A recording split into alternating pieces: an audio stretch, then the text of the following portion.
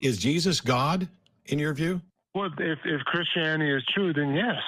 So have you read Exodus 21, where God gives instructions to Moses about slaves?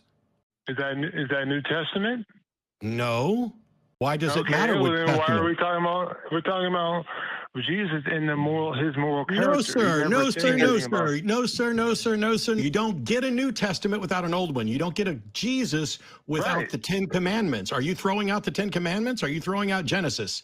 Are you throwing out Exodus? No, no, no. Okay, then stop asking me whether it's in the New Testament. Have you read Exodus 21?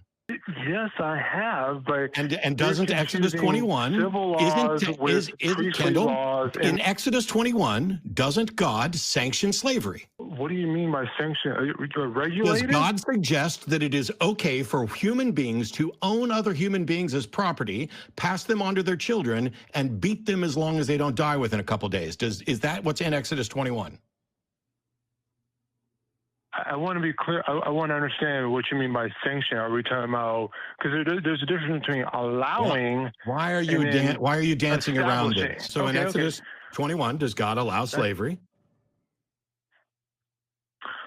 He allows a certain form of slavery that isn't like what we understand to be. Actually, Kendall, in Exodus 21, God allows two different types of slavery because there's different rules for Jewish slaves than there are for non-Jewish slaves.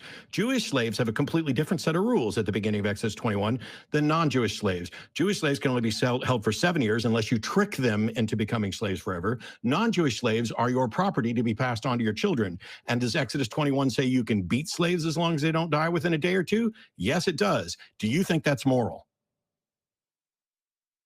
We have to define what we mean by slavery. Do you think that beating people is moral? It is not moral. I agree.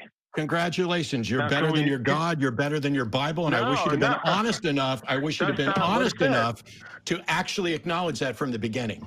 Because it's embarrassing to have people like you call in to do, oh, well, Christianity and God's good. And then when I bring up something, you're like, is that the New Testament? It doesn't make any fucking difference if it's a New Testament, if you believe that God is responsible for the Old Testament as well. And in the Old Testament, he sanctions beating people as long as they don't die within a day or so, which you would say is immoral, which I would say is immoral, but your God is okay with.